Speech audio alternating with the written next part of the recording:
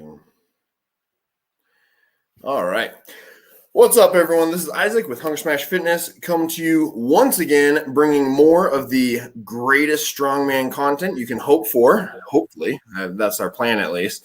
And today we have Andrew Prosser, Clay West, and Leo would be joining us a little bit later. First off the bat, I will call out my co-host and I, John. These are our YouTube channels right here. So the big thing that I've been doing lately, had a great interview with JF Carone. So if you're interested in anything, I broke it down by topic, essentially. Old time strongman, his ideas on that, training philosophy, his opinion on WSM, all that sort of stuff. Go through, check those videos out. Please subscribe to my channel and like any of the videos that you like. And then with John over here at My Block Strongest Man. John, any of the videos that you want to talk about? Yeah, I've had a lot of really good stuff come out recently. So I also interviewed JF Carone. Mine is all in one piece because I'm just experimenting with what works better that my audience prefers. So we did that one all in one piece. Camilla Fogagnolo and Carl Sherry are Arnold winners out of Australia. So I interviewed them together. That's a great one. Catch that one for sure. And then we have Pro Circus dumbbell tips from Leifa Ingalls, which raised my PR by 15 pounds. So thank you, Leifa.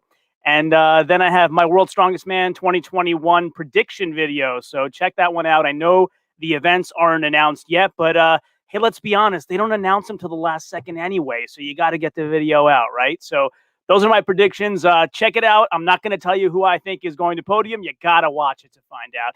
And then we kind of broke out some videos of live streams we've done in the past. We had James Stanko and Joshua Hillen on together. And so I've tried to do a couple of like bios. So who is James Stanko? Who is Josh Hillen? James, Josh, and Isaac talk truck pulling, stuff like that. So look forward to all that stuff. And that's what I have coming out.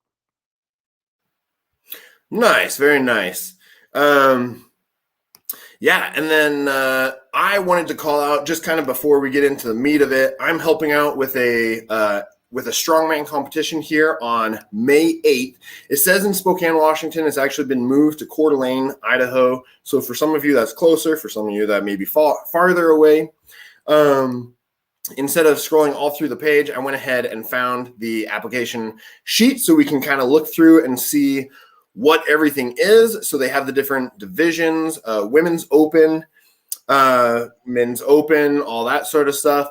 One thing I wanted to say, they have not had very many women sign up at all yet. So if you are a woman who is interested in strong man competitions, please check it out and see if you could sign up, because that would help everybody out a bunch if we could get more people to apply to this competition. We have lots of guys that have signed up, but if you're a man and you're still interested, doesn't hurt to have extras.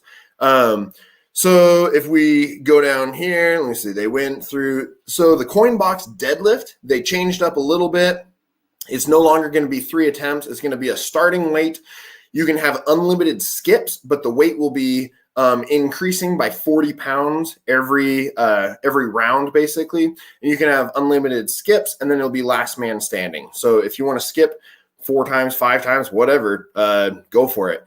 And then it's last man standing. With that, there were a couple other things that have been changed. I think the log press is the same. Farmer's carry is the same. Power stairs are the same, and stone over yoke, I think, was the same. And then some of the weights have been changed as well. So for the women's event, here's the weight for all of it.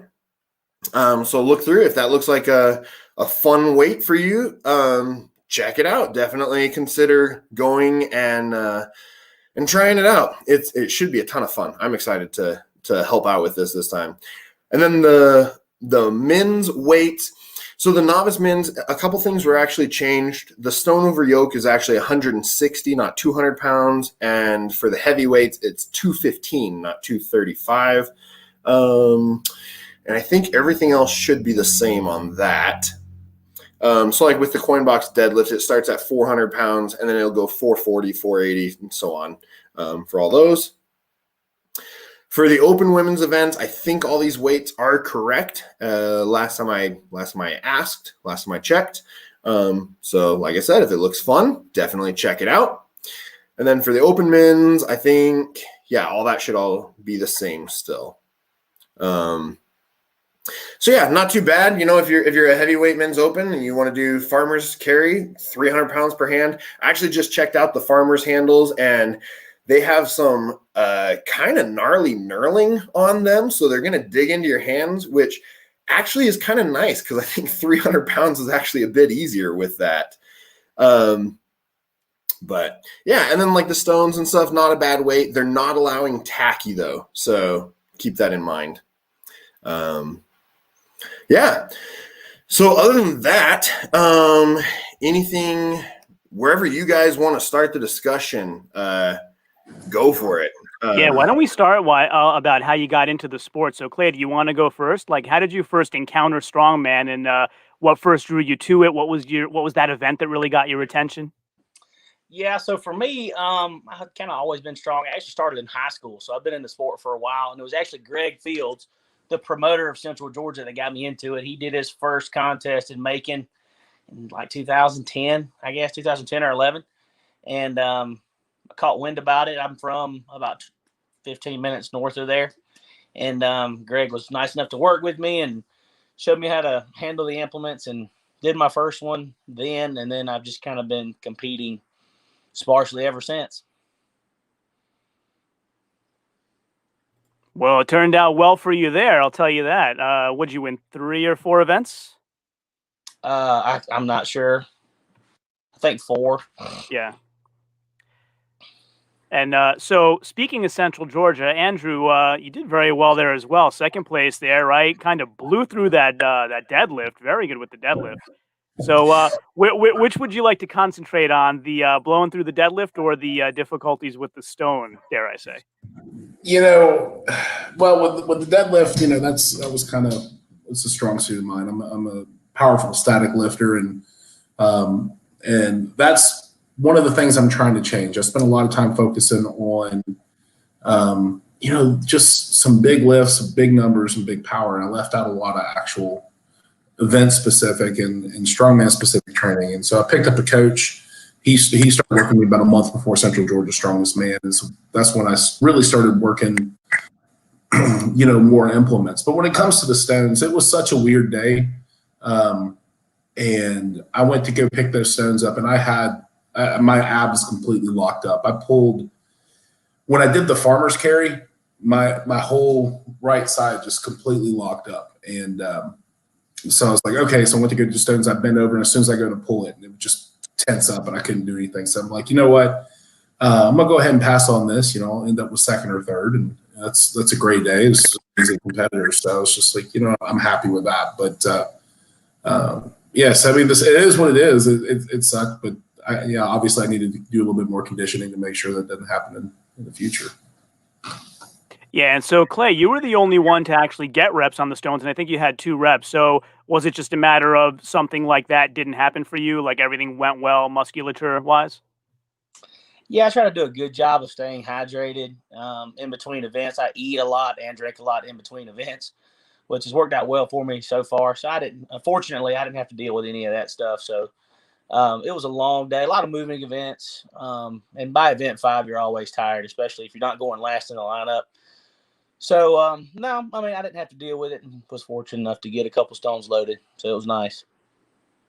Nice. Yeah, and Andrew, I noticed you had a post a little while back doing a suitcase carry. How does that translate over into two-handed farmers?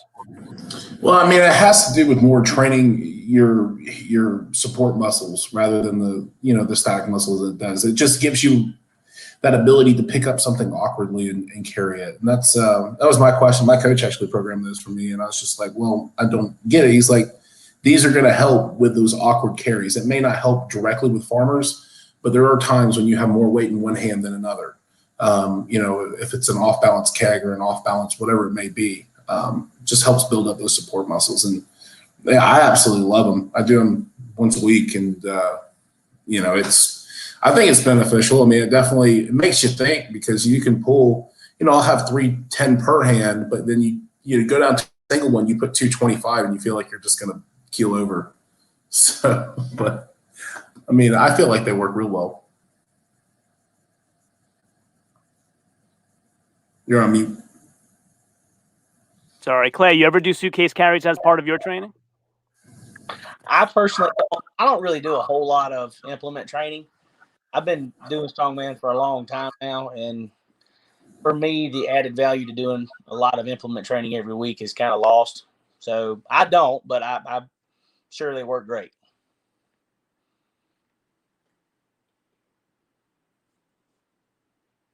I think you're on mute, pal. Yeah, sorry. Keep picking which mute button to use. So, Andrew, do you want to talk about how you first found the sport and kind of what attracted you the most? Yeah, so I mean, I've always been a big dude. Like, you know, when I was in high school, and this is early 2000, 35 years old now.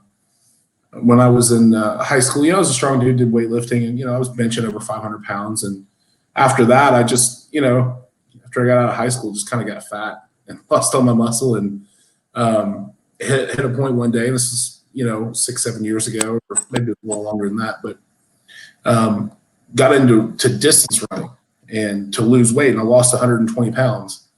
And so when I did that, I kind of started going back to the gym and did that off and on. And it was about 2 years ago, I saw a documentary. I think it was that Born Strong with Eddie Hall and Thor and all them. I was like, you know what, I could do that. So I toyed around with it for a couple months, and I did I think I did Georgia's log press and deadlift championship in 2018, and I pulled 600 pounds, and I did a 290 log, and then from there I took about a year off, and then I've been training strong for a year. And so I don't know, really just watch that documentary and knowing I have the ability to do it, and just making it happen. So nice. Either of you guys have a powerlifting background at all, or you went straight into strongman? I don't know. I went straight into strongman. I toyed around with some bench only stuff for about 5 minutes in my early 20s, but I've never competed full power in any type of powerlifting stuff. If you had to choose between them, why would you say strongman's better?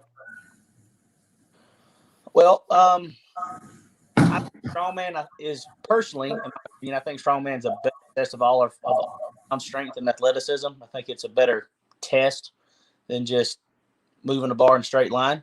But a lot of kudos to those guys. I mean, a lot of guys do stuff that I can't do and don't have any ambition to do. But I think, for me personally, I think it's a little bit more of a challenge. No, I absolutely agree. I think the strongman's a good judge of overall strength. And, you know, I get asked all the time. That's probably one of the number one questions I get asked, because my bench is almost 600 and my deadlift's over 8.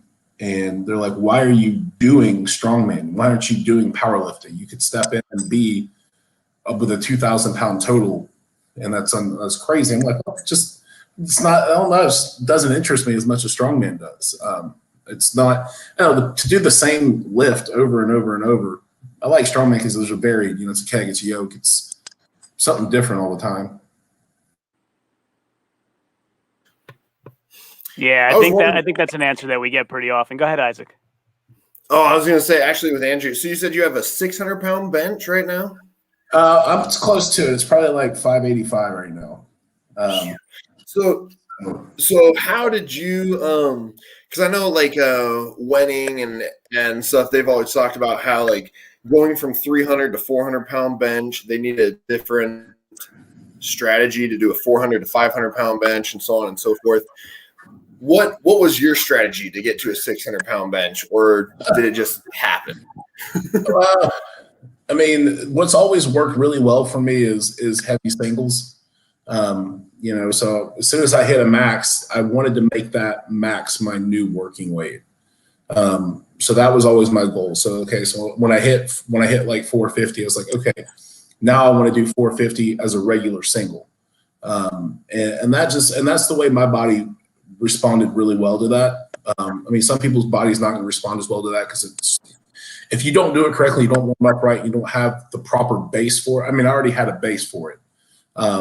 If you don't have that proper base, you can breed injury. But I mean, that's what worked really well for me. And so that was my strategy. And now that you know, I've kind of gone as far as I can with that, because I mean, it's really, to do it with like a 450 or a 500 or even a 520, okay, we can work on singles. But you start doing singles over 550, that's a lot.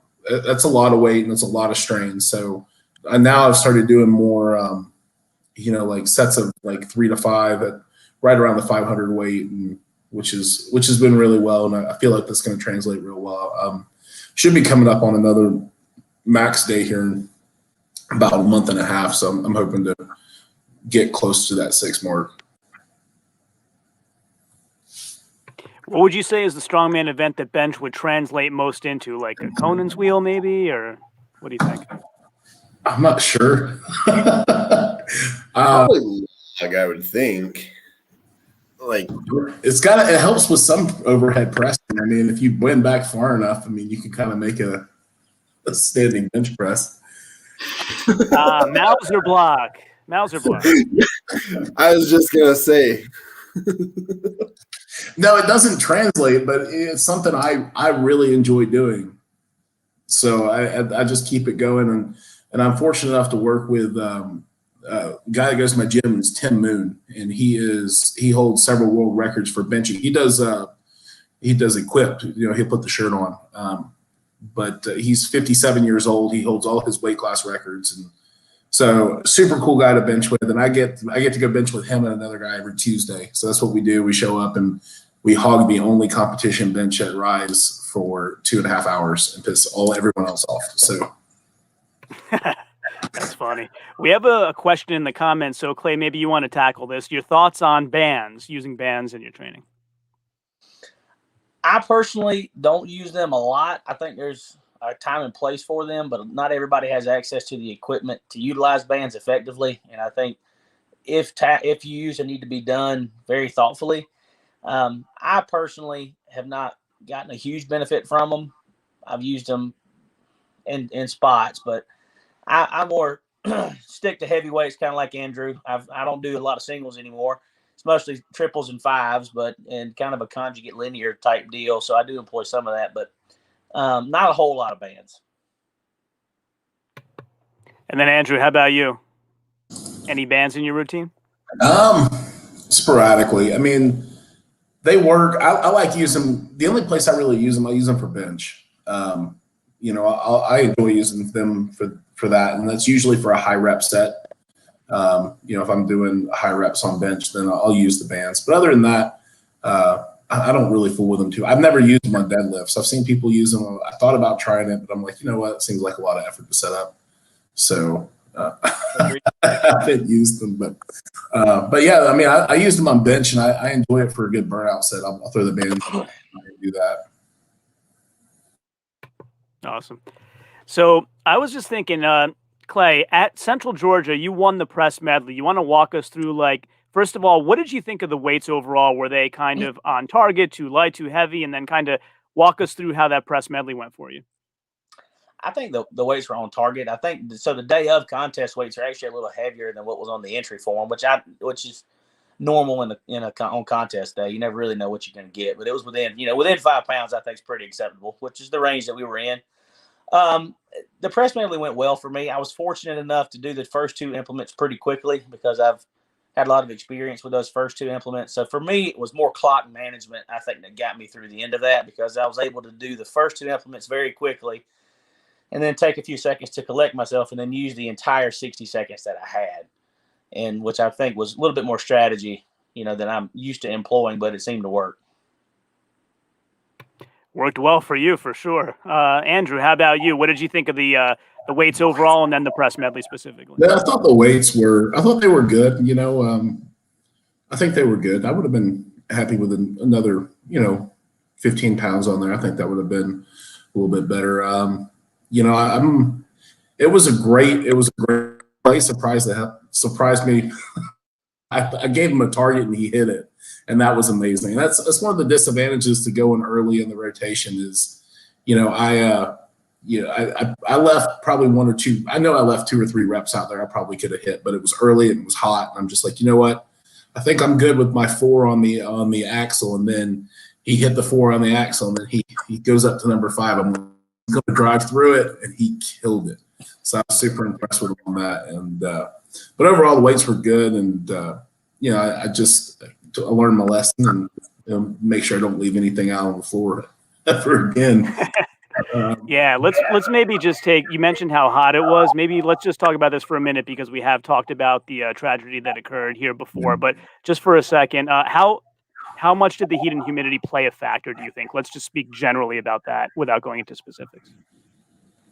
I mean, it's hot, but I mean, it's just like every other strongman competition. You know, I walk around with my little fan on and try to drink water, but I mean, that every competition you're going to do in Georgia in the spring or summer or even fall, you're going to be there. You're going to be drenched in sweat. It's going to be humid and miserable, and it's part of the sport. So you just got to be prepared for it the best you can, and try to stay hydrated. And I know that, you know, something I'm always bad about is making sure I drink enough water, but just sitting down between events. Once I get my energy going, I like to get up and walk around, and making myself sit down and relax is hard to do. So. And Clay, what are your impressions about the environment, the conditions that day?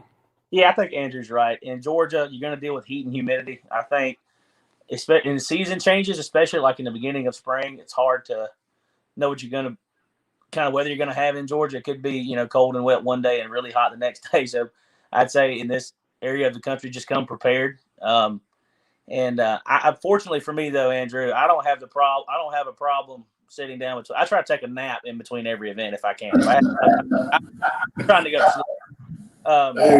sleep.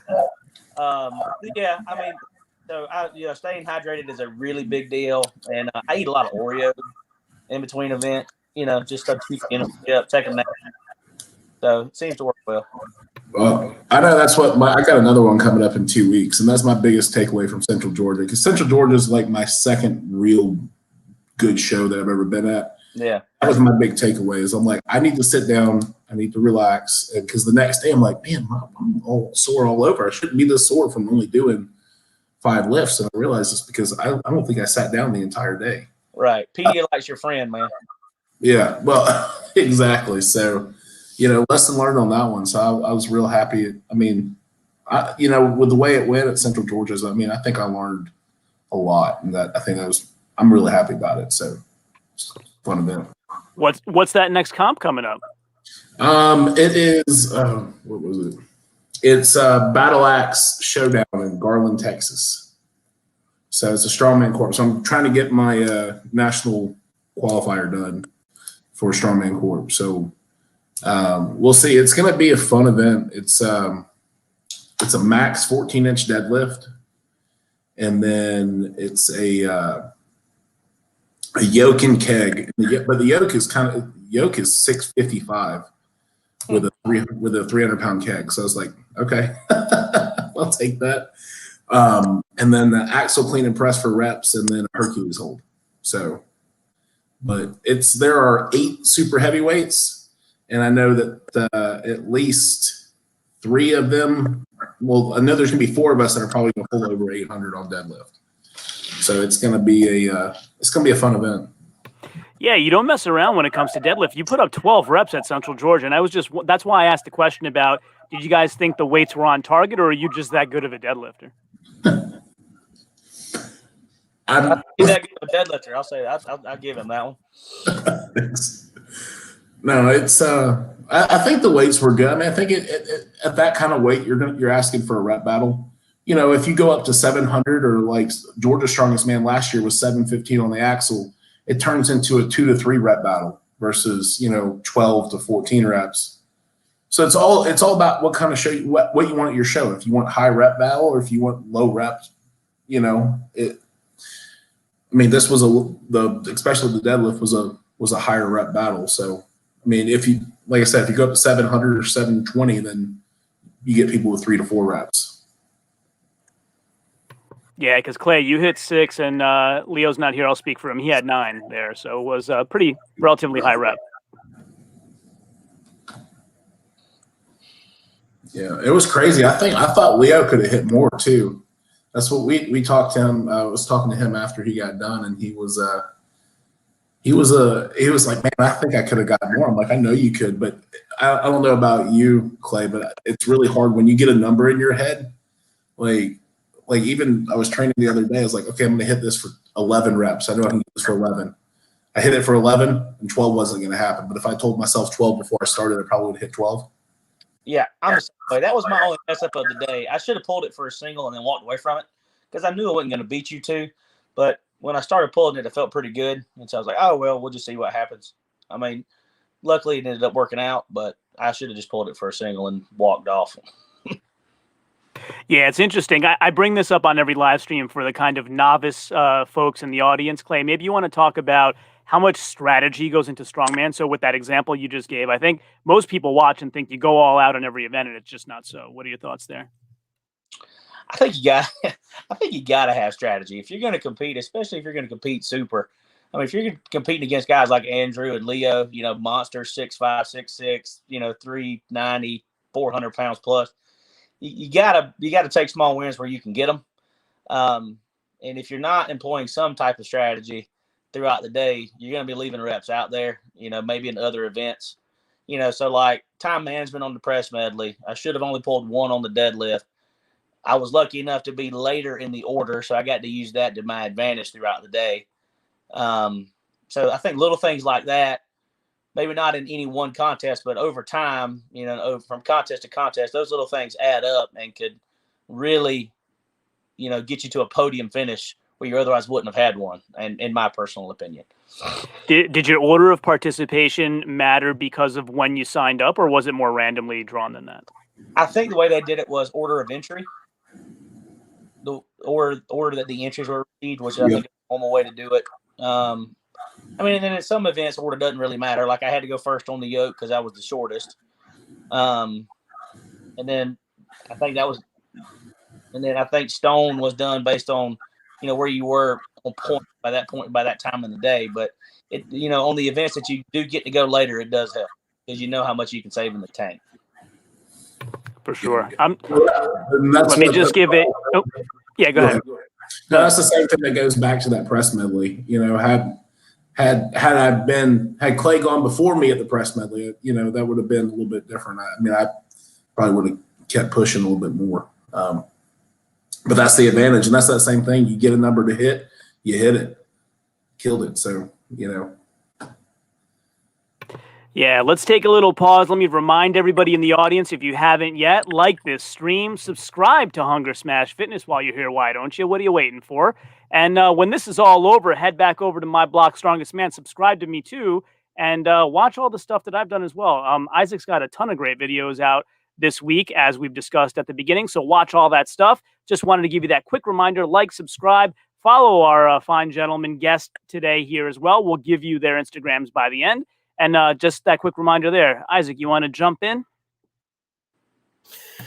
No, I think you covered it. I think that's pretty good. I was going to say though, because I noticed just in the couple competitions that I've been in or helped out with or something like that, the first event seems like a lot of times it kind of sets the mood a little bit for the group.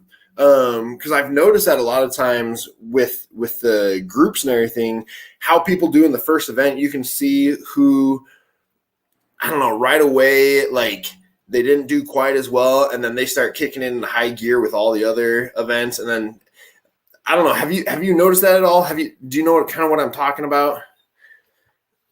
Like mindset.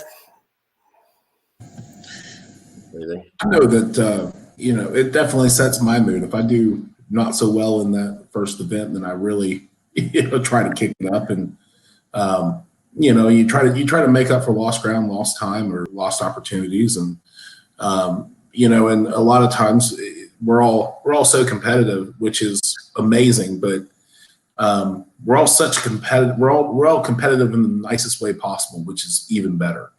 We're all there helping out. In fact, I didn't have any knee sleeves. So if you watch my videos, I'm wearing Leo's extra knee sleeves the entire competition.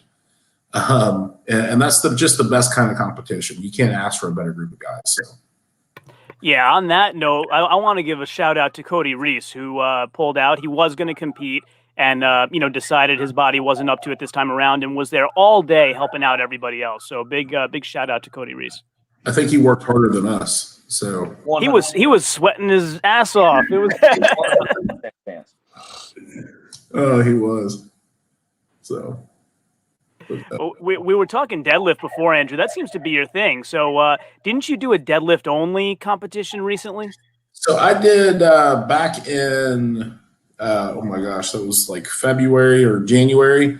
A local gym had had like a for fun powerlifting meet for, just let people in the gym come out and, experience a little bit of competition. This is up in Toccoa, it's Owens. So it's like an hour and 15 minutes for me. So I went and did I did a push pull. So I did a bench and deadlift only. And I had a blast. It turned out to be, it was supposed to be like 30 or 40 people, ended up having like 85 competitors. So they were, it was a very long day. Got there at 8 a.m. My first lift was at 1 p.m. So it was a good day. And I did, I think I ended up with 540 on bench press, and I missed 580. Got well off track, and then I pulled 765 on deadlift. So I don't deadlift without straps very often, so that was kind of. But I got to 800 to my knees, and I felt like I was going to rip my hand. So I didn't, for a fun competition, I wasn't going to, risk injury. So, but maybe working a little bit on my grip, trying to get that trained. Oh, you're talking about that competition? Yeah, the one with the really cool background behind you. So that was Justin Weaver put on. He got this mammoth deadlift bar from Arsenal is who makes it. But he's got this mammoth deadlift bar, and I pulled. I think that one was 780. And the way it was stacked is it was 780, 830, or it was 730, 780, 820, 870, or 830, 870. So I went to the 780, and then it pulled so well. I was like, the hell with it. I'm going to try 870, because if I try 830, I'm not going to get 870. And I actually broke the floor with it, which I was I was like, and I wasn't expecting it. So I broke the floor and ended up getting it to my knees, and then the sheer weight of it was just a little bit too much for me. I don't think I was quite mentally prepared for it, and didn't get that one up. But I ended up with a second place finish behind Wes, who's the pro strongman. He pulled, I think he pulled the 870, and then So I had a great time, and it was a really cool event. Got a really cool growler that's engraved with mammoth deadlift competition, second place. Nice. Yeah, I was just gonna say, is that Wes Claiborne to your right? Yeah, I guess it is. Yeah, he's beat me twice now. I've come in second twice to him now. So I did a competition in Cleveland, Tennessee, back in December, and it was a deadlift and log press competition, and he beat me on that one too. So.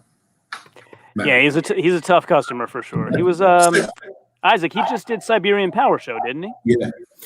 Yeah. I was gonna say he was just out there with Travis, and I think he's gonna go for isn't he one of the ones that's going for the American log record on the? Correction, he's one of the ones I'm predicting to get the American log record. Well, yeah, I think he has a really good chance from seeing his training and stuff. Yeah, he's super cool dude. If you ever get a chance to meet him, super super cool dude, and really nice guy. So. Yeah, we should have him and TL on together.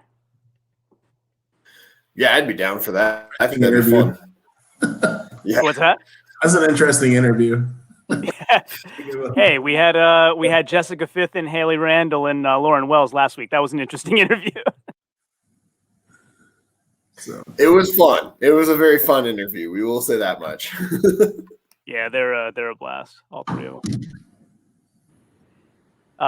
So let's see. You want to talk about some of the other events we had after the deadlift? There was a yoke carry. So, Clay, you again blasted through the yoke. So tell us about kind of what the setup was there. Is it a height thing? Because it's adjustable, right? You're not all carrying it at the same height. Yeah, right. So generally, when you have a yoke in the contest, the lowest yoke height goes first. So I'm usually always first because I'm normally the smallest guy in the super heavyweight class. How tall are you? About 5'10". Okay. Roughly, yeah. I'm 5'8", so you got me. So, that yoke was only 760, so it was 100 foot, 50 down, 50 back. And by all intents and purposes, at 760 is not that heavy. I mean, Andrew's toted a lot heavier than that. I've toted a lot heavier than that. But the yoke that we were on was a little wobbly. So that 760 on that yoke, I think, felt abnormally heavy to all of us. I mean, Andrew, how do you feel about that? Yeah, that yoke felt super heavy. And not only that, but you're doing it on the rubber floor. Yeah. So if that thing touched the rubber floor at all, it stopped. Right. Yeah, and it was interesting. Yeah, it was I think that yoke carried a lot heavier. I think they put the quote unquote, better, more stable yoke over with the middleweight guys. They had a lot more guys competing in that class, which I don't have a problem with. I think, it worked. I mean, me, Andrew, Leo, we all, did it on the same yoke. So it's not like it was fair for any one individual, but it was tough. It was a tough 100 foot for sure. Yeah, I think we were all within like 2 seconds of 2 or 3 seconds of each other. So it was tight. It was tight for sure. So do you prefer the rubber floor over sand or concrete, or what's your preference with that? Concrete. Oh yeah. I've ever done it. I don't think I would do a contest with a yoke in sand. I just don't feel like that. I feel like it's a good way to get hurt. I've seen some of the guys do it on grass. That's got to be interesting. Well, so at the original Central Georgia, or year 2 and 3, we did it at the Cherry Blossom Festival here in Macon, and it was actually in a field. So I've done it on grass before. That's not that bad. But concrete is definite, not for a couple of different reasons. Like Andrew said, if it touches the ground, it doesn't dead stop you. And then if you get lucky, you can get a little slide action in there if you have to lead it. Yeah, and then in terms of the height on the yoke, the bar is what, like collarbone height, more or less? That's personal preference. So I personally pick mine with about 6 inches of clearance between the runners of the yoke and the ground, because I'd rather take an extra, couple milliseconds to pick it a little extra high and not worry about it scrubbing the ground than guys who prefer to have the, only 2 or 3 inches of clearance with a fast pick and all, moving really quick out of the gate. I personally am a little more conservative on it. So it's really just dependent on how high you want the yoke to be off the ground when you pick it. Yeah, I like it lower to the ground. I like the 2 to 3 inches off the ground. And because I feel like the higher it gets, the more unstable I become. So I don't know, maybe it's a mental thing, but that's what I did. Georgia Strongest Man. That was like my first serious competition last year. And I had never touched a yoke. Well, I'd touched a yoke one time before that, and I did it for like 500 pounds. It was 800 pound there. And I had no idea how to pick a yoke height, so I had somebody help me. And I ended up having to pick it up like 7 or 8 inches off the ground at 800 pounds. It was like quarter squatting 800 pounds. And I made it, gave up and ran off the course cussing Storm up. But yeah, so I like it low. I like it as low to the ground as possible, which is why it's really a lot harder on those rubber floors. And for all novices out there, just remember, if you pick a yoke the day before the contest, when you go to get your height and it's under, and it's got 5 or 6 inches clearance, it's going to be lower to the ground, loaded with contact weights. Just keep that in mind. That's fair. That's a good point.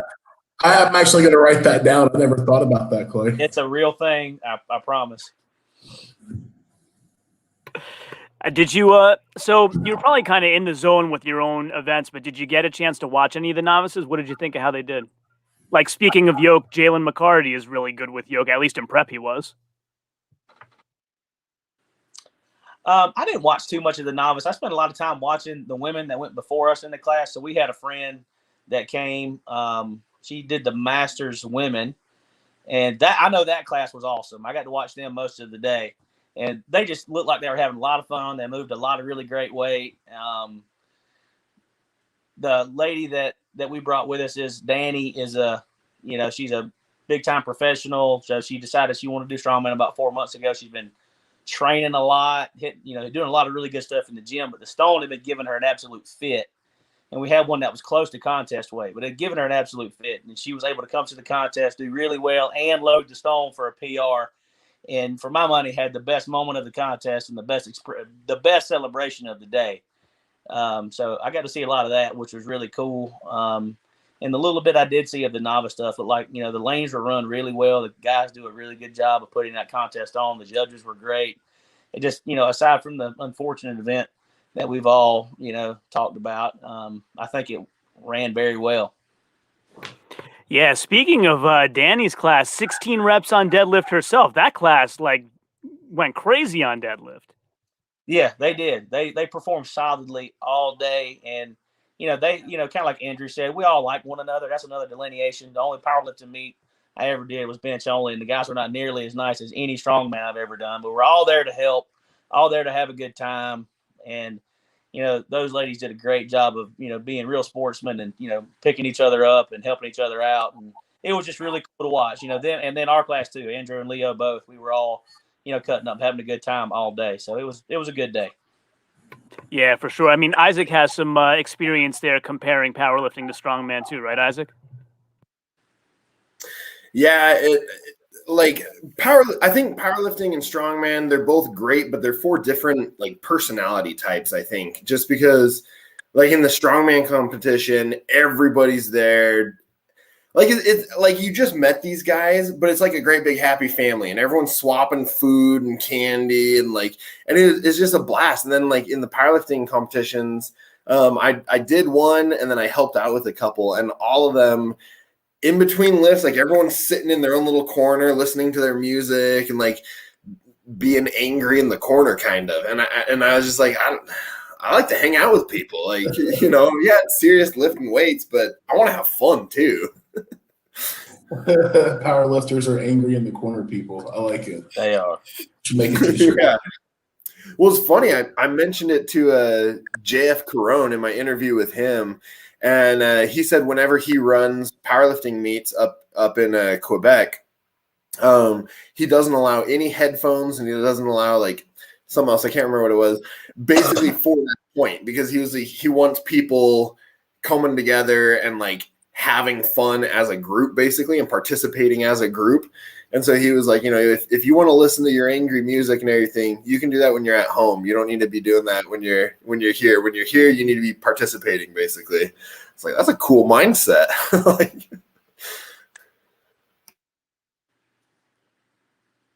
Yeah, so another thing I was wondering, Clay mentioned earlier his superfood is Oreos. Andrew, what's your super energy food? Sour Patch Kids. Nice. Solid. I got the big 5-pound bag in the gym bag, and I'll set that, and I'll be at the gym sitting on the bench or in between sets, and I'll bust it out, and all the people just stare at me. So then, if you got to scale it down to body weight, I would have a 2-pound bag. Right. No, I love Sour Patch Kids are my weakness. That and ice cream, but can't take ice cream to the gym. So I was going to say, I don't think ice cream would last very long at Central Georgia's. It's yeah, right. Be a Slurpee or something pretty quick. I don't know. It'd turn into a liquid. I'm going to take a wild guess that Leo's superfood is pizza. For those that don't know in the audience, Leo is an award-winning pizza chef. Oh, I had no idea. Are you serious? That's cool. Check out Isaac. Bring up his Instagram. It says it on top. Yeah, let me grab that. I mean, please. I didn't mean to sound demanding. All right. I like pizza. I've never been down his way, but I might go to have some good pizza. Right. Oh. So pizza. Oh, whoops! I didn't realize I wasn't sharing it. Let me. There we go. Yeah, there you go. Cerrone's Pizza. Well, award-winning pizza chef right here. Now you guys know that next time you see him at a comp, you got to ask him ahead of time to bring food for everybody. Yeah, I could throw pizza into the inter-event diet. Do that. I got pizza and I smashed some Lunchables between events. So, well, while we're on Instagram, any particular videos you guys want to show off or talk about? I got Andrew's page up here. I do. Any of these you want to brag about? Oh man, look! So the fourth one, second row, first one on the left. That's a yoke right there, and that was fun. I got to take had my kids for the weekend, and I needed to go train, so I took them up there, and they got to the parking lot. So they wanted to race me on their scooters while I was carrying the yoke. Well, my daughter beat me. That's in the second video, but my son gave me a head start, and so that was a good time. It's always good when I like my kids to be able to see me doing this stuff.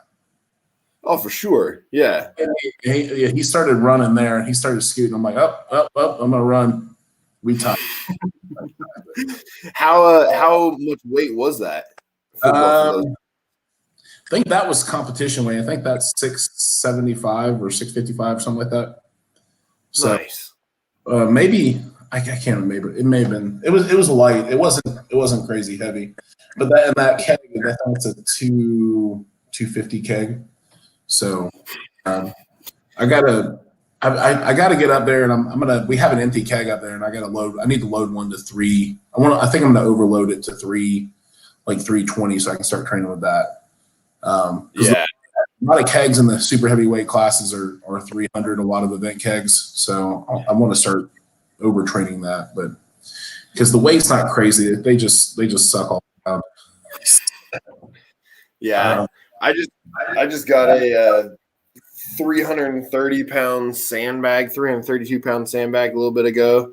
I've been starting to play with that more, doing like front carries and stuff, just because you can do whatever with it. And that sucks when all that weight's out in front of you. It's not a lot of fun. No. I just bought one of those Cerberus 309 sandbags. I haven't filled it up yet, though. Yeah. Well, that's the one that I got, but I think I misjudged the sand because I filled it up full, and I got like 5 bags of sand at 60 pounds each or something like that, and there was still room. So then I put some extra in, and I was like, oh, maybe the bags were too light or whatever. They were underfed. And then after I filled it, I let it sit for a bit and then weighed it, and it was at 332. So I was like, oh, okay, so I probably used too small of a grain or something. So it's like, I don't know. Yeah. It's heavy. It sucks. But I bet. It's a lot of fun, too, I guess. Yeah. But what's I was gonna say I want to see this video here. What are you? 65. This is like a 12-inch on the wagon wheels. So 65 for two sets of doubles. Trying to get ready for that 14-inch deadlift. So it's always fun deadlifting at the gym because everyone stops what they're doing to watch. So. Yeah. So for the uninitiated among us, where do you get those wagon wheels? Do you have to get them fabricated, or are they sold where you buy normal parts? Those are Rogue. Rogue actually makes them that you can buy just off their website. I think Rogue makes a set, and then I want to say Titan Fitness has some too. Maybe wrong. Yeah, I think Fitness. Rogue has both though, because they have the bumper style that are like 70 pounds, and then they have the actual wheels that are 45 pounds. Yeah. But I know I was looking them up, and I think for the bumper style, they're like just under $500 for shipping and all that, and then for the wheels, it's like $600 or $700 something for everything. Yeah, I don't know. And then, I have no idea. Those are already at the gym, so I'm thankful they have those. And then, that's I think Ohio bar, which I absolutely love. So yeah. Yeah, and so Isaac, I stepped away for a sec. Did you catch that last comment in the comments about whether the guys make their own gear or whether they get it sponsored? Oh, yeah, we can definitely bring that up too. Do you guys make your own strongman gear or try and get it sponsored? So, Cody, what type of gear are you thinking of? We'll try to guess, but if you can type it in, that'd be awesome. I don't really make anything for what it's worth. I buy it. I just, buy it. I don't really know that there's any strongman gear that I can make myself, and I'm not strong enough to get sponsored. So for me, I just, go out and buy what I think I might like and give it a whirl.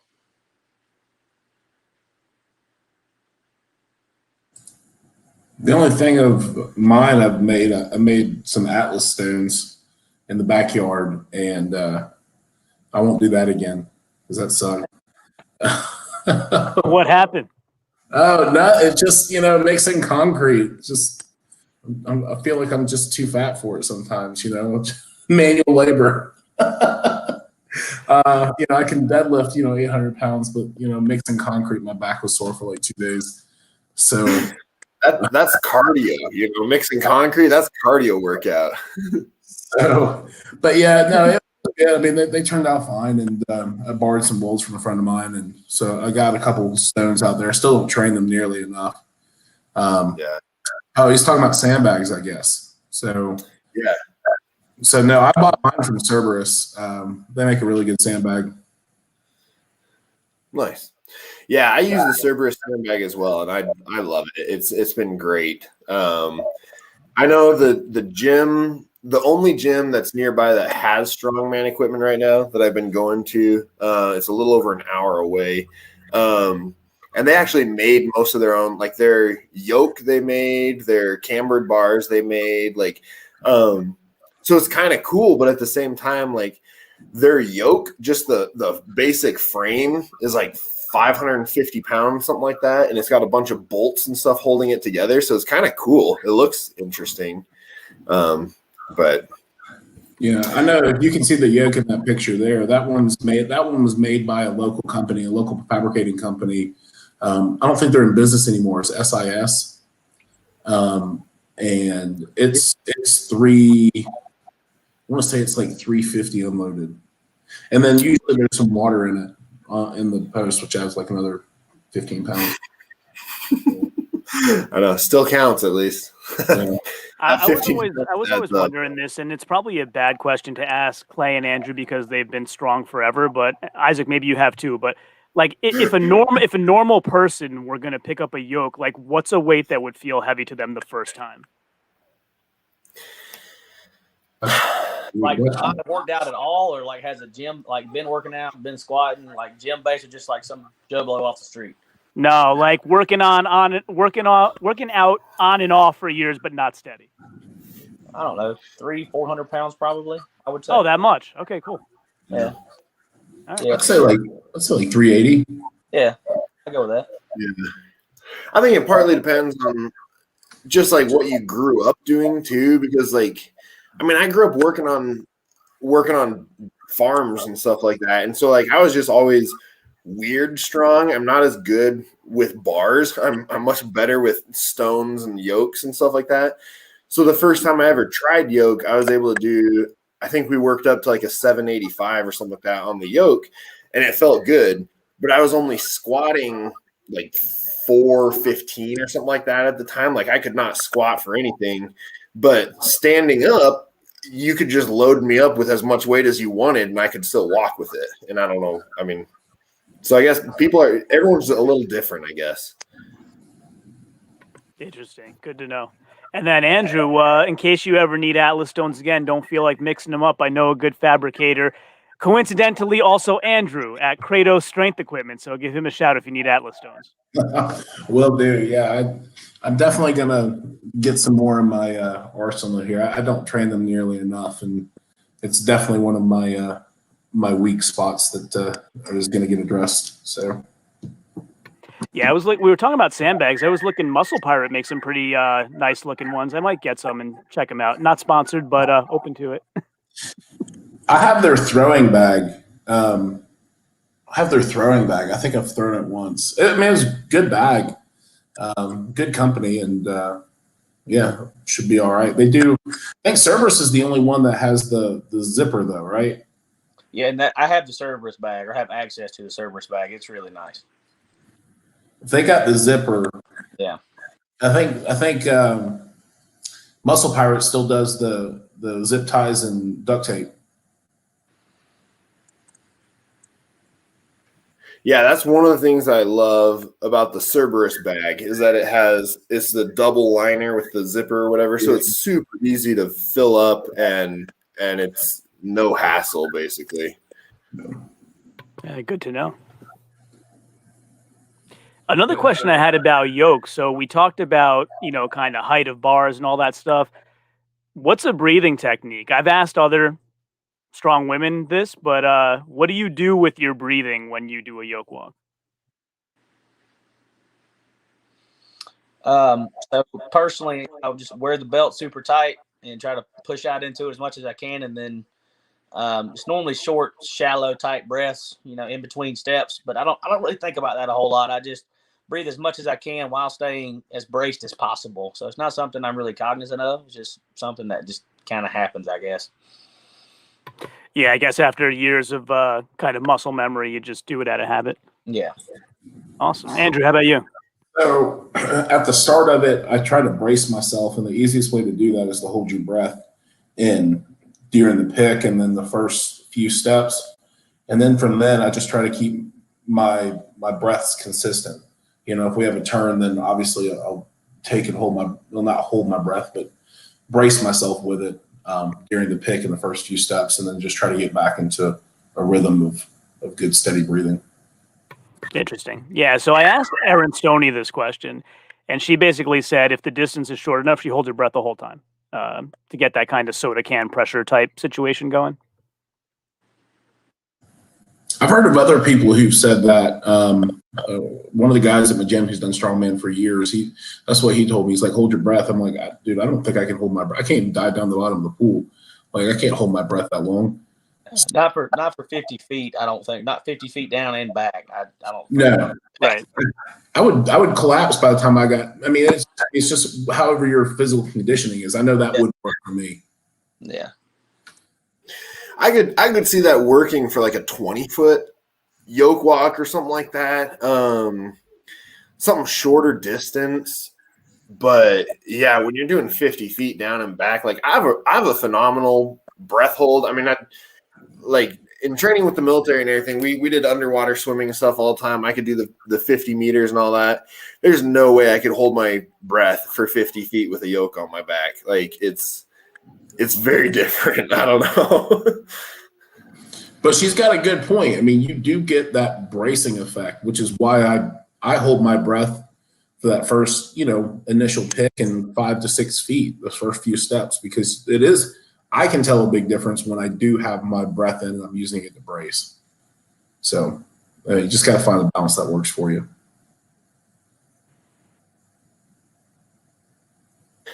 So Clay, want to go through any of your videos that you want to brag about or mention?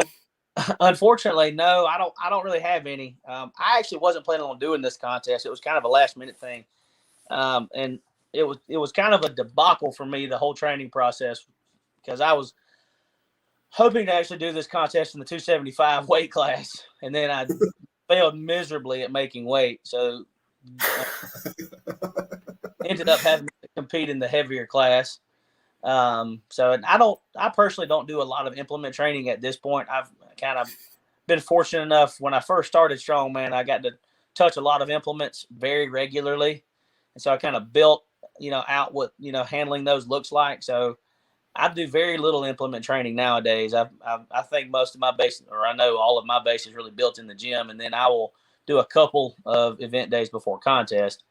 But then through all that, there's not a, yes, that's all my wife. There's very little training for me. I think I got a trap bar over there somewhere. Yeah. But no, that's really about it. And I was excited to I think that's 7 something, maybe. Yeah, 700 on the Kabuki. Yeah. So that was a pretty good day. But no, so far as videos on my social media, I don't do a very good job. I saw one of your posts. I mean, it is like 4 or 5 years ago, but it was pretty interesting. It was a tandem deadlift. How did that, come to mind to try that? So that was myself and another guy that owns the gym that I train at, and I can't remember. He had seen it online, and thought it was cool. And some other people had did it at a lesser weight. And he was like, well, we're cooler than those people. So I want to try to do it. He wanted to get in on it. And so I just came in one day and we loaded the bar up and did it. It was really nothing, just kind of spur of the moment type deal.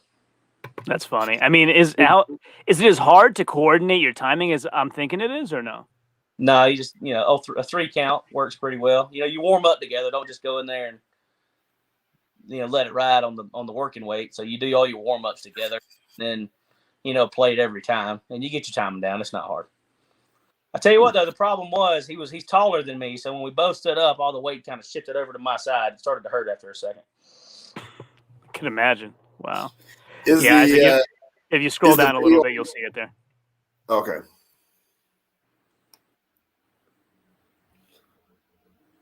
Down here? There you go. Yep, there you go. Is it a video or it's a photo? Yeah. There's I think I got a 550. If you go to the very next video, I think I got a 515 axle bench on the wearing red shorts. Yeah. That was a good bit lighter back then too. So that was a pretty cool one. Yeah, 515 on the axle. So not too bad. Pretty impressive. Someday I'll start training bench again regularly, but I've never really enjoyed bench, and I don't know. Well, Andrew and I good camp on that. I enjoy doing it a lot, so I still do it every week. And I do think, especially in the top end of your overhead, there is some carryover. That last few inches, you can overload. Most people can bench more than they can overhead press, right? So that last few inches of extension, I think gets good when you're benching. Yeah. Well, I think so. I think that is very true, because my overhead press came along a lot quicker than it probably should have. I think it's because I benched a lot. So I would agree with that. Yeah. But yeah. So yeah. Yeah. We got another question here in the comments. When you guys set goals, do you shoot for an event by event basis or X amount of different lifts, or do you have overall annual goals? Well, so I have my annual goals, and I try to keep them. I try to keep them obtainable, and I try to keep them like not a whole list of them. There's 2 annual goals. So this year I want a 900 pound, or excuse me, I want an 900 pound deadlift, and I want a 600 pound bench. And I'm really shooting for 620 on the bench, because I think that 600 is going to come probably mid-year. So those are my 2 annual goals. I try not to do like with event basis, like this event I'm coming up. I know I want to pull 850 off the 14-inch deadlift. I think that's super obtainable for me. But as far as the other ones, I just want to go in there and I want to make sure I don't leave anything else out. So I'll, like, if there's a max event, I have a goal on that one. But the other ones, I just want to go in and know that I performed the best I could. And it's what really pisses me off is when I don't go in there, I don't perform as well as I knew I could. So those are my goals. How about you, Clay? I'm a little bit more short range vision. I usually plan my goals out each individual mesocycle. So I do 3 on, 1 off. And so when I plan those workouts in advance, and I keep a log of all my training sessions, so I'm able to incrementally increase the weight, hopefully from cycle to cycle. So it's kind of small baby steps in progression along the way. And I do have a couple, big time goals. I don't really have timetables on them. I'd like to have an 800 pound deadlift. I'm working towards 800 off the floor, and a couple of other things. But for most of my goals are pretty, this is one I want to do in this moment. And then if I keep adding to this over time, I will eventually, do everything I want to do. And then that does change relative to, contest. If I do decide to do one, and, we might set some short-term goals specific to that contest or a certain event, kind of like Andrew does. I think everybody does that, but in training, I try to keep it simple.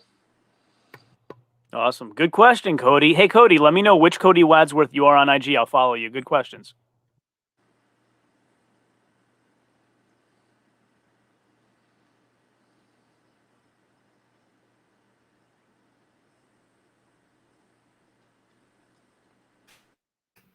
Oh, there we go.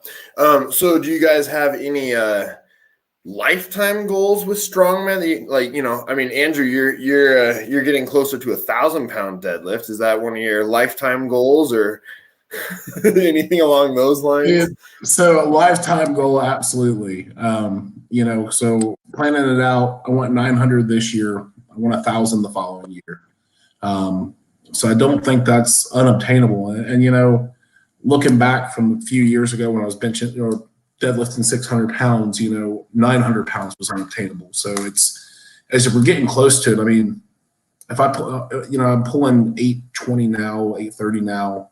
I mean, we're within 160 pounds, 170 pounds of 1,000. And so it's creeping right up there. I mean, I know I want 900. I know I want 1,000 next year. And then after that, you know, we'll see where this whole journey takes me. And that's, you know, I really just started it and started to get serious about it. So I'm really interested to see where it ends up for me in a couple of years. So yeah, I'm going to write it out. That's the lifetime goal for deadlift. Is I know I'll hit 900 this year. I know I'll hit 1,000 next year. And then after that, we'll see, but it'd be cool.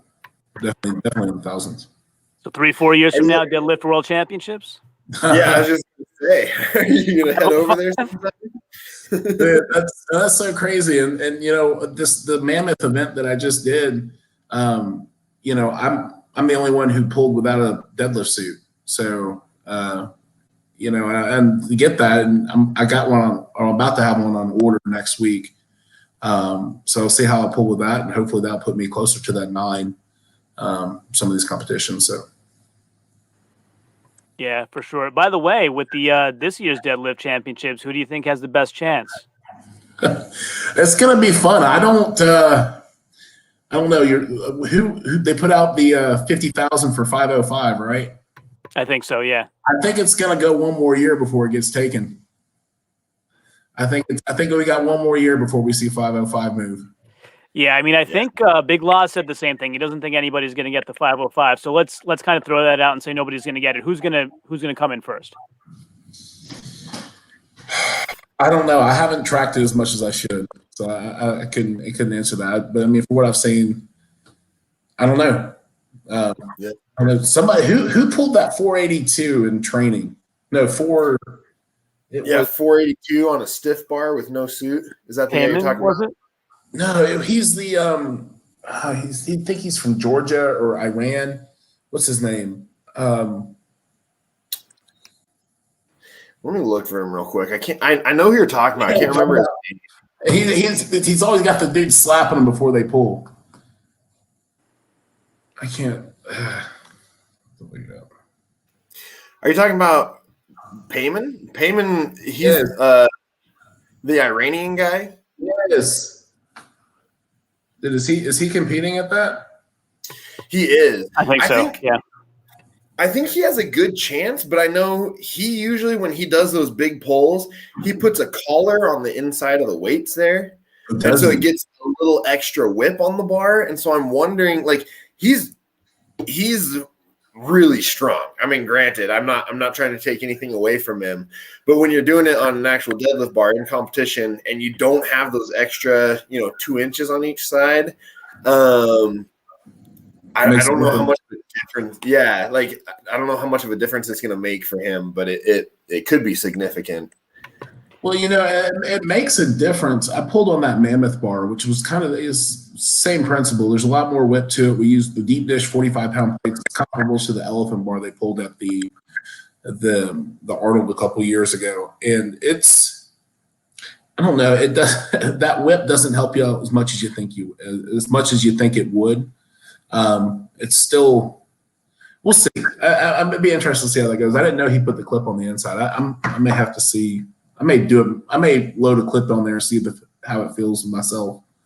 See if it makes a difference. Yeah, I'm gonna call it right now, and might sound Subjective because I had him on, but I think JF's going to win.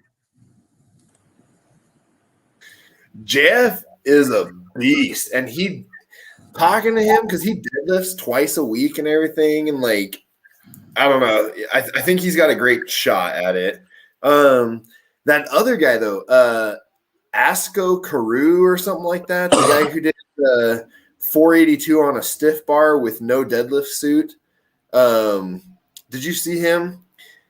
He's someone I'd never heard of before, and then he all of a sudden pops up on Instagram and he's doing close to the world record basically, kind of for fun in the gym.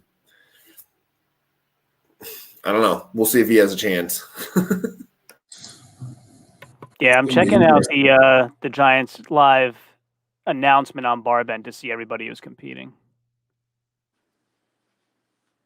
And there's a couple of those guys on there. I mean, like Pavlo's he just tied the world record. I mean, in the gym, but still tied the world record with the 400 kilograms for 6 reps. And then Rhino, who holds the world record for 400 for 6 reps. I mean, both of them are really good deadlifters, and I think they both have a shot at getting 500. I don't know if they're going to get 505. Dude, he pulled that 400 for 6 in under 30 seconds. Yeah, he was fast. Like quick. Pavlo, I have no idea how to say his last name. I've heard so many people say it different ways, but like, and he's what, 23, something like that. Like, he's a young kid. I was like, dude, 10 years you may be setting the 550 deadlift world record. That's why I still have hope. You look at JF, he's in his late 30s and he's still kicking it and doing amazing at podium last year. That was insane. Oh yeah, and Ivan Makarov, I forgot about him. He already attempted it once, but he missed it.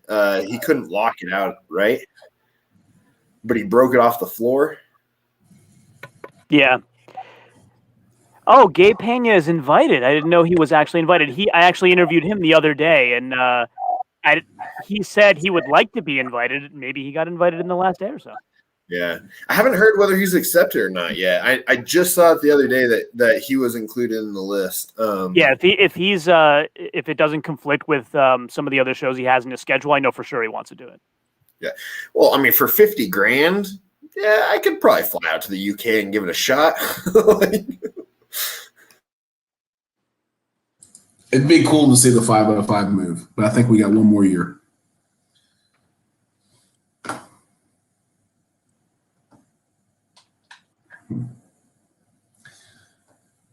Yeah, saying Payman's the early favorite.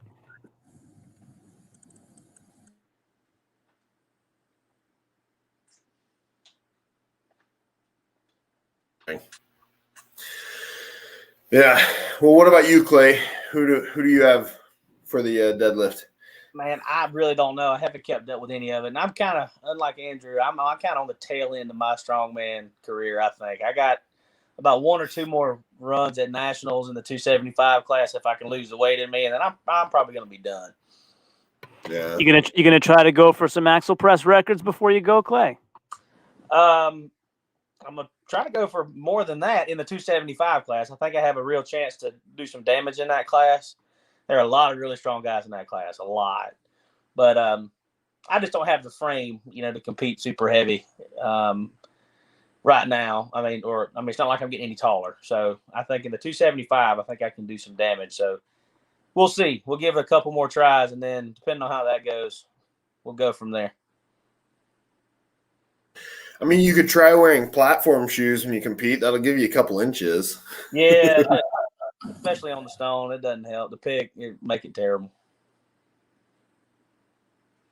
You might be able to go from my buddy Wyatt Dawson's Mauser block record. I think that's a 300 and under, so you don't have to get down to 275. I've never even picked up a block. I would have no idea. It'd be They're tough. not fun. Yeah, I've heard. The most unfun thing you can do. I'll take your word for it. Well, then you got this steel block, right? And you're picking it up here, and it's already super unstable. And you're looking at these sharp corners, right? And then you're going to pick it up and put it over your head. And then you're looking at the corners over your head, and the whole time you're trying to find the balance of it. And it's just, dude, No, I've passed on competitions because they have block press. I'm like, no, I'm good. I like my head intact. That's funny. I get behind that. Yeah, I mean, I've interviewed a bunch of record holders. So Jessica Fithin, Gabby Bergholzer, Wyatt Dawson, Steve Schmidt, and haven't gotten Justin Kielhofer yet. He had the record before. Was it Steve Schmidt broke his record, his super heavyweight? So yeah, they all have, and Jamie Wilson, who didn't break the record but is very accomplished in the block as well. And they all have different reasons why it's difficult. What's the record for super heavyweight block? What is it? 337? It's 337. Yeah, why? Yeah, I know Wyatt's at under 300-pound body weight. I think is 297 the record, and then Steve Schmidt's is like 347. I want to say, but I got to look. I did a 315 just messing around. There you go. So you're right there, man. Shit. Okay. Well, maybe I'll change my mind. Maybe I'll have to do it and get a record. Just wear a helmet and the football shoulder pads, you know. Make sure you cover up and you're good to go. I'll just tell you though, Steve's hard to beat. Like he at Mammoth Strength Challenge, he just showed up and broke a record. Like he wasn't even planning on going. Don't you hate it when people do that? Like they just accidentally get a record. I did that. I got the Farmers Hold for Time record for USS.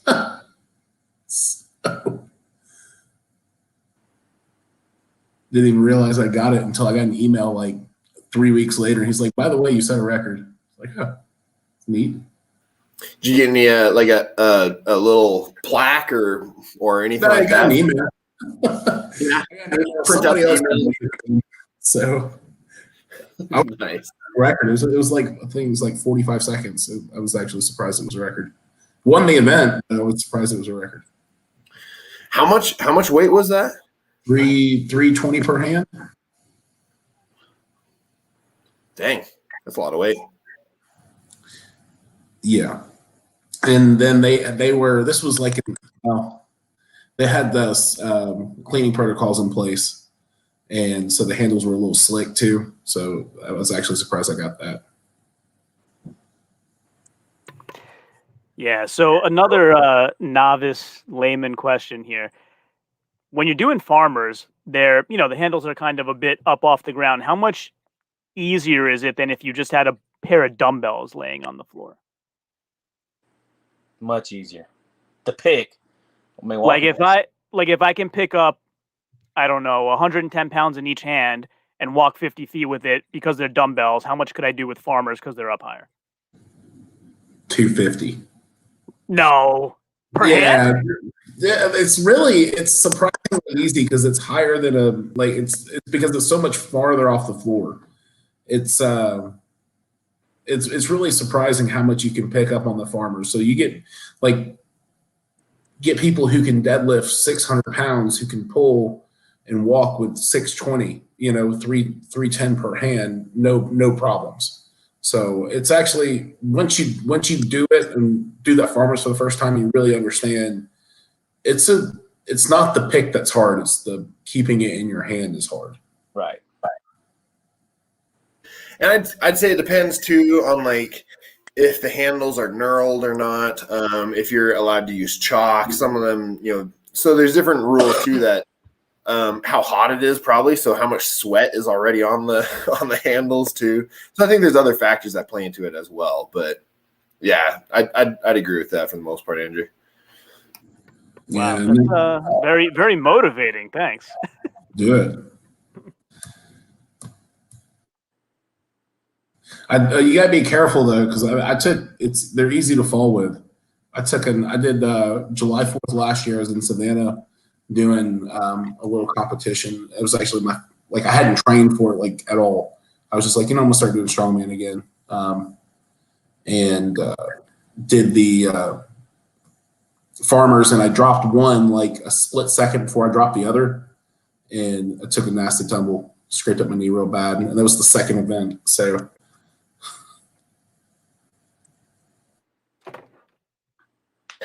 that's why you train the suitcase carry, so that if that happens again, then then you can recover better.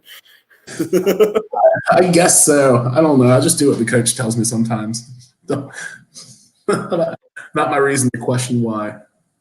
You gotta talk to James Stanko. He does strongman and he's also a gymnast. He'll teach you how to roll out of that with no pain. Dude, you won't see my 400-pound ass roll anywhere. I was gonna say I want that on video. If Andrew's gonna be rolling anywhere, I gotta see a video of that. It just made me rolling down a hill. I can I'm pretty sure. I'll give you that. James is 280, so I'll give you that. Yeah. You'll be leaving craters in the ground as you bounce down the hill. They're gonna register it as an earthquake.